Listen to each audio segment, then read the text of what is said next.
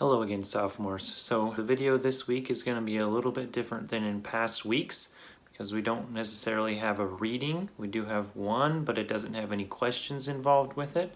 However, this week is going to be the week that we start the extended writing project. So I will walk you through kind of how to begin that, and that will be this video for the week. Alright, sophomores, so we'll be talking about a few different things in this video. The first thing that we'll talk about is the reading that we've asked you to do for The Book Thief, and that will lead right into your narrative writing assignment. So to start off with, the unique thing about The Book Thief is that it is a story narrated by death. We've talked in past weeks about personification, and about how that means that a concept or an animal or an idea suddenly takes on these attributes of a person. And that certainly is the case with The Book Thief. So it's narrated by death. You might think about why would death be an appropriate narrator for 1940s Germany when this book takes place. So World War II was happening during the 1940s in Germany, and Hitler were the cause of a lot of death happening. It's fascinating perspective to look at this kind of horrific event that's happened in history through the eyes of death, who was working so hard during this time.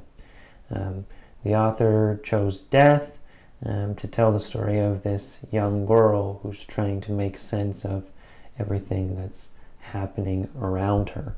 Again, that leads us right into the prompt for your narrative assignment. But first, let's look at what is narrative writing. What do you know already? I'm guessing, especially if you've had my class last year as a freshman, then you definitely did some narrative writing. You might think back to other narratives that you've had to do in the past. A narrative is different from informative or argumentative writing in a variety of ways. But just think about those things for a minute. A narrative defined. So a narrative is a spoken or written account of connected events. In other words, it tells a story. Our main concerns when it comes to having you write a narrative are: 1, story sequence or plot. Does your story have a logical order of events? Can you tell a story in a logical sequence of events? Does it have a beginning? Does it have a middle? And does it have an end? And the second thing we're concerned with are story details. Can you use descriptive language in such a way that it paints a picture in the reader's mind? Can you tell us what something not only looks like, but what it smells like, what it tastes like, what it sounds like, all those different things. And really, we've seen a lot of examples of this in the texts that we've read, of just the perfect details to describe a situation and paint a picture and help your reader be there in the story with you. Narratives are different from other writings in a few different ways. For one thing, narratives can be written in first person, and that's not something that you do in an informative essay or an argumentative essay where we discourage you to use I. In this case, we encourage you, if you would like to tell it in first person, then you will use I, you, we, in formal types of writing. But you can also tell it in third person. You can have a narrator that is not in the story and tell the story that way. Another way that narratives are different from other writings are because narratives can include dialogue, conversation, people talking to one another, and also, like I mentioned earlier, descriptive language. Usually when we're writing an informative or argumentative essay, we're not so much interested in flowery writing that tells us how many beautiful petals are on a flower or what have you, but we're looking at straightforward facts. In this case, we really want you to paint a picture for us. We want to be there in the moment of your story with you as the writer. So descriptive language is the way that we do that. And lastly, although narratives don't strictly contain a thesis, there should be an obvious main idea, and that kind of comes out through the theme that we've talked about before. and certainly story structure will help to direct the story. So I want you to take a moment now, if you haven't already, to read through the writing prompt. So go ahead and pause it here if you haven't already. But after you've read through the writing prompt, I want you to underline or circle any key words that help you to understand what it is you're being asked to do. So I've left a few examples here, like the words consider, write, reflect. All those could be words that you either underline or circle that help you to understand what is being asked of you. And then once you've done that, I want you to rewrite the prompt in your own words. And really, really try to use just your own words, like words that you would use in a conversation with a friend, not synonyms for words that are in the prompt. So take a minute and rewrite the prompt in your own words, in your own language that you would use to help you better understand what's being asked of you. Okay, so once you've done that, a better way to understand even more what's being asked of you is to go and read the student model. So that's what I want you to do now, if you haven't already, is read the student model, pause this video, and then pick it up as soon as you've read that. Alright, so I'm assuming you've read the student model. Now we're going to go on. So there's a few questions here I'd like you to think about. Did the story have a clear sequence of events? Did it have a beginning, a middle, and an end? I would say that it did.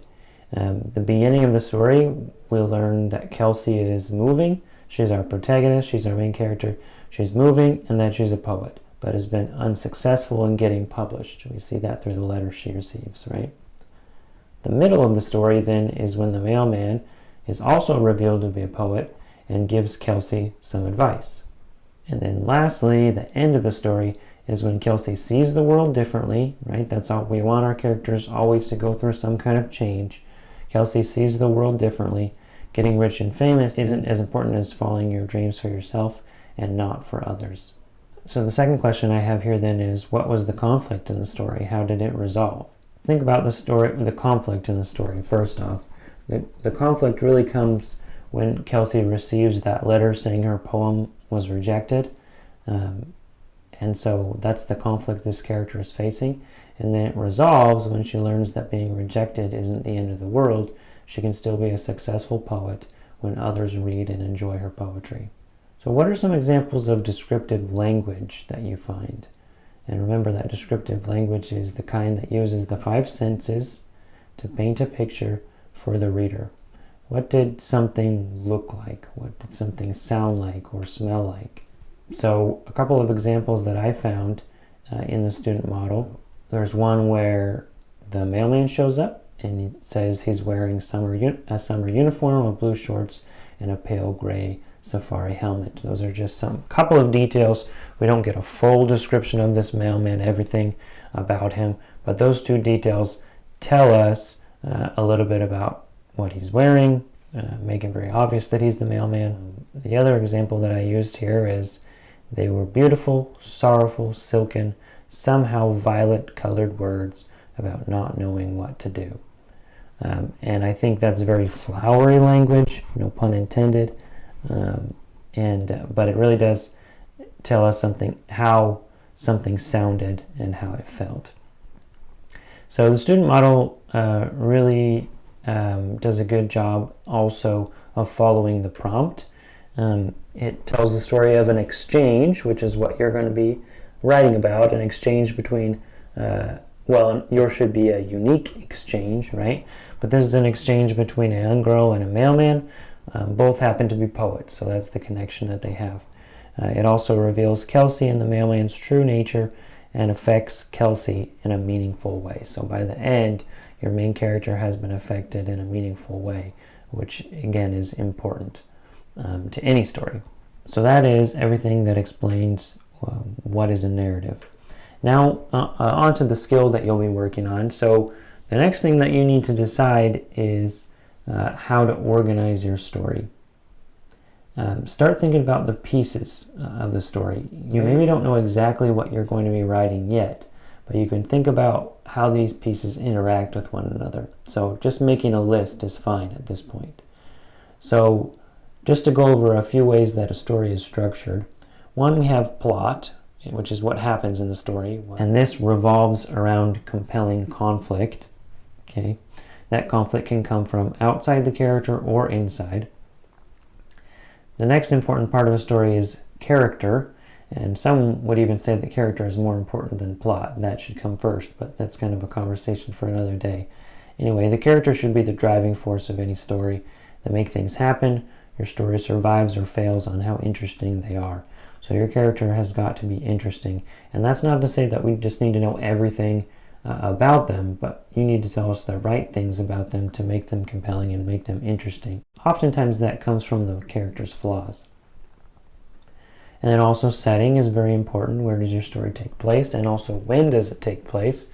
If it's in the past or the future or what have you. So the theme is also very important. The theme is, so you might ask yourself, what is the underlying message of your story? What are you trying to say about the world? Is there a universal truth? Right? Think about the message that we find in the student model, which I think is, you don't have to be rich and famous to be successful. There might be others. There probably are others, but that's kind of the one that stood out to me. And then you'll want to think about the sequence of events, right? We talked about how we want to be able to see that you can put together a logical sequence of events. This happened, and then this happened, and then this happened.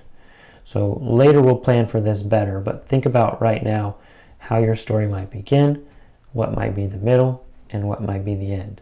Some other ways to organize your story is who's telling it, who is the narrator. Is it a person or is it a concept, something like death? And you can choose to have something weird and random narrate your story. It's up to you. But is it first person? So is it our main character that's telling the story to us? Or is it third person, someone that's observing or watching? Dialogue helps to break up descriptive paragraphs. If you're like me, when you see dialogue on a page, I want to get there as quickly as possible, because a lot of times that's when interesting stuff is happening, is when we get to hear the characters talk to one another. So how does that bring your characters to life more, and how will you use that dialogue? And then finally, what's the resolution to your story? All stories need to have a satisfying ending. Does that mean that your character needs to have a happy ending? No, not necessarily. Kelsey's poem was not published at the end of the story. It was still rejected. But we did have a satisfying conclusion because she learned something and she changed in a way. So how will your characters change by the end of your story?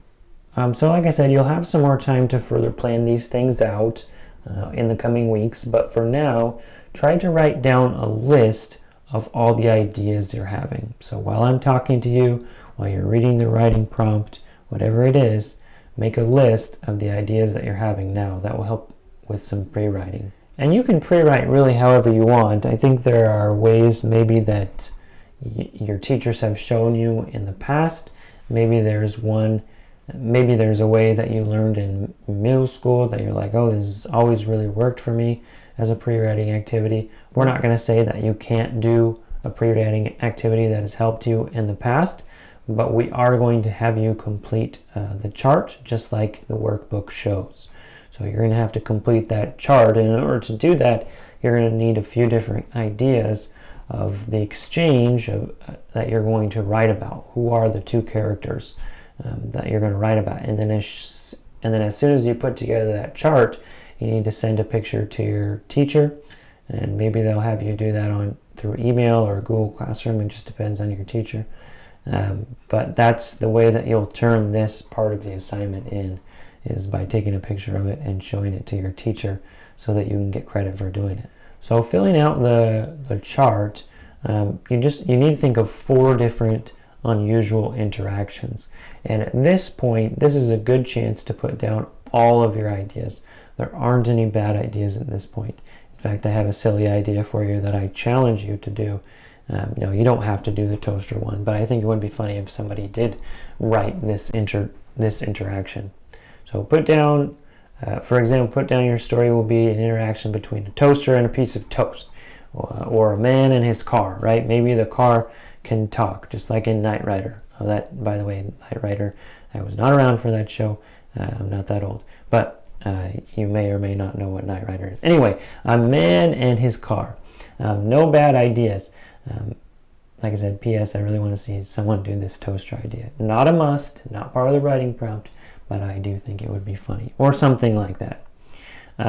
Then, once you come up with these ideas, you're going to need to come up with, okay, what's the interaction?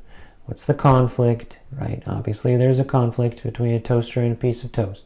Maybe it's a piece of burnt toast, right? And it's angry that the toaster burnt him, right? Whatever it is, there should be a conflict between these two characters, or something that they need to work out. Otherwise, we're just having a random conversation. And then lastly, you'll put into the chart, okay, who's the narrator? Who's telling the story for this, right? Maybe it's the butter dish who's watching this conversation happen between the toaster and the toast. All right, that's my example, but I'm sorry, I'm carrying on that example too far. Anyways, that's how you'll fill out your chart, and then that chart and also the other things that you've written down in the pre-writing will be the ones that you send on to your teachers. Okay, and that's as far as you'll need to go over these next 2 weeks.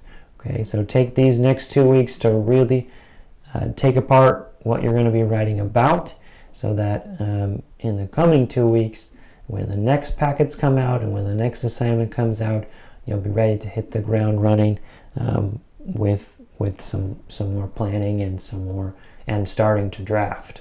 Okay, so really take the time to do this. I really don't think it's a ton to be asking of you, but it will help you. It will help you refine these storyteller skills, and we're all storytellers. I really believe that. It just kind of comes in our DNA as human beings. Anyway, if you have any further questions or you'd like to make a comment about anything, you're welcome to do that in the comment section on Google Classroom. And if you have any questions for your teacher, shoot them an email. Sorry this turned out to be so long, but hopefully it's all good information that's going to help you do this narrative assignment. So thanks. We'll see you next week.